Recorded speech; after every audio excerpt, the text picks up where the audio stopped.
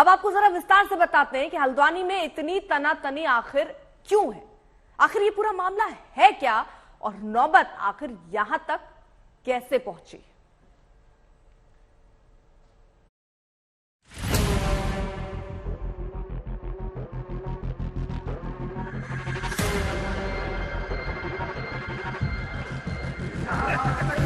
हमें तो 100-150 साल हो गए यहाँ रहते हुए।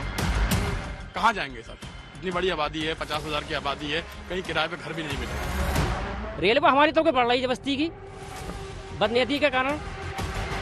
इंशाल्लाह हमें उम्मीद है कि अल्लाह की इजाज़त से कि हमारे हक में फैसला होएगा और नहीं हुआ तो ये गरीब 50-60 हज़ार की आबादी कहाँ जाएगी। यहीं जीना है, यहीं मरना है। कम से कम किसी को हटाने से पहले उसका इंतजाम करना चाहिए। यहीं मर जाएंगे, यहीं पैदा हुए, यहीं मर जाएंगे, मकान में कब्र बन जाएगी हमारी।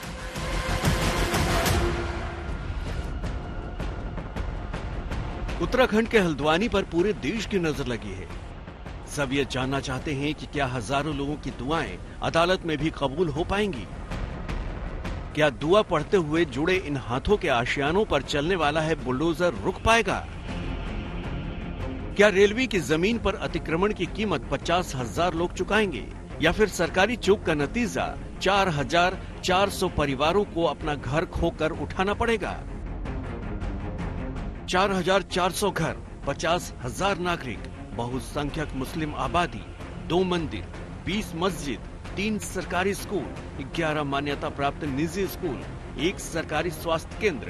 क्या इन सब कुछ पर 8 जनवरी को अतिक्रमण के ठप्पे के साथ अब बुलडोजर चल जाएगा। हमारी पैदाइश यहीं की है और हमारे दादा अफगानिस्तान से आए यहाँ पे, फादर भी यहीं पैदा हुए।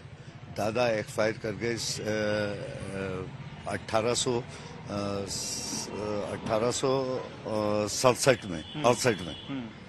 तो दादा की कब्र भी यहीं है। यहाँ के कब्रिस्तान में आप कह रहे हैं कि जी जी जी जी बिल्कुल, पूरा डाटा लिखा हुआ है उसमें दादा का। तो हम जब से यहीं पे हैं, यहीं जीना है, यहीं मरना है। ये कहानी हल्द्वानी के बनभूलपुरा के 2.2 किलोमीटर इलाके में फैले गफूर बस्ती, ढोलक बस्ती और इंदिरा नगर का है। हल्द्वानी में रेलवे नोटिस जारी कर चुका है कि 82.900 किलोमीटर से 80.170 किलोमीटर के बीच अवैध अतिक्रमणकारी हट जाएं, वरना अतिक्रमण हटाया जाएगा और कीमत उसकी अतिक्रमणकारियों से ही वसूली जाएगी। रेलवे के मुताबिक 2013 में सबसे पहले गौला नदी में अवैध रेत खनन को लेकर मामला कोर्ट में पहुंचा था। रेलवे के मुताबिक 10 साल पहले उस केस में पाया गया कि रेलवे के किनारे रहने वाले लोग ही अवैध रेत खनन में शामिल हैं। तब दावा है कि हाईकोर्ट ने रेलवे को पार्टी बनाकर इलाका खाली कराने के लिए कहा। तब स्थानीय निवासियों ने विरोध में सुप्रीम कोर्ट जाकर याचिका दायर की। सुप्रीम कोर्ट ने स्थानीय निवासियों की भी दलीलें सुनने का निर्देश दिया। रेलवे दावा करती है कि सभी पक्षों के फिर दलीलें सुनने के बाद हाईकोर्ट ने 20 दिसंबर 2022 को अतिक्रमणकारियों को हटाने का निर्देश दिया है। रेलवे दावा करता है कि उसके पुराने नक्शे हैं, 1959 का नोटिफिकेशन है, 1971 का रेवेन्यू रिकॉर्ड है, 2017 की सर्वे रिपोर्ट है।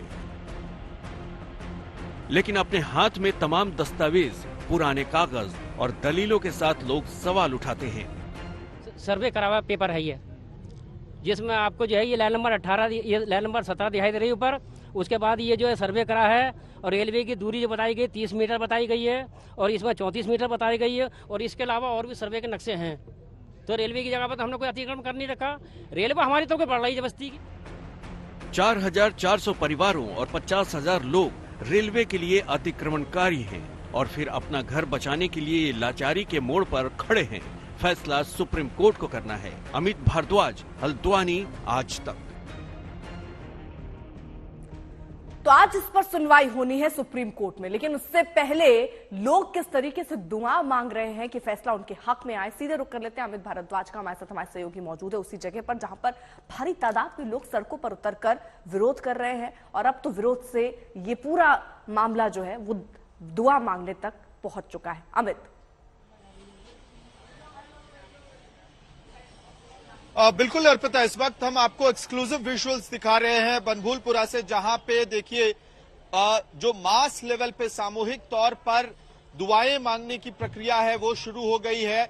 अलग अलग मोहल्लों में आपको इसी तरह से 5 मोहल्ले हैं बनभूलपुरा के प्रभावित इलाके में, जहां पे इस तरह से 1 दर्जन से ज्यादा साइट्स बनाए गए हैं, जहां लोग इस वक्त मुस्लिम समुदाय के लोग दुआएं पढ़ रहे हैं। और दुआ इसलिए पढ़ी जा रही है क्योंकि उनका मानना है कि एक तरफ सुप्रीम कोर्ट है जहां पे आज पूरा आर्गुमेंट होना है और उनकी उम्मीद है कि सुप्रीम कोर्ट से उन्हें एक आज बड़ी राहत मिलेगी, कम से कम अतिक्रमण हटाने वाले ऑर्डर पर स्टे लग जाएगा। तो दूसरी तरफ वो दुआ इस लिहाज से पढ़ रहे हैं कि उनके जो आर्गुमेंट्स है सुप्रीम कोर्ट में उसको और मदद मिले, और भगवान से, अल्लाह से उम्मीद कर रहे हैं कि राहत कम से कम सुप्रीम कोर्ट की तरफ से उनको लगातार मिले। देखिए चटाइयां इस वक्त बिछा दी गई हैं सड़क पे और धीरे धीरे जो लोग हैं उनकी तादाद बढ़ती जाएगी, क्योंकि लगातार पब्लिक अनाउंसमेंट भी किया जा रहा है इस इलाके में कि लोग इकट्ठा हो और दुआ पढ़े, सामूहिक तौर पर दुआ पढ़े और भगवान से, अल्लाह से ये मांगे कि उन्हें कम से कम फिलहाल फौरी तौर पे एक राहत जरूर मिले। आप लोग दुआएं पढ़कर क्या अल्लाह से मांग रहे हैं इस वक्त? सबसे पहले मैं आपको बता दूं कौन सी दुआ पढ़ी जाएगी। ला इलाहा इल्ला अंता सुब्हानका इन्नी कुन्तु मिनज़ ज़ालिमीन।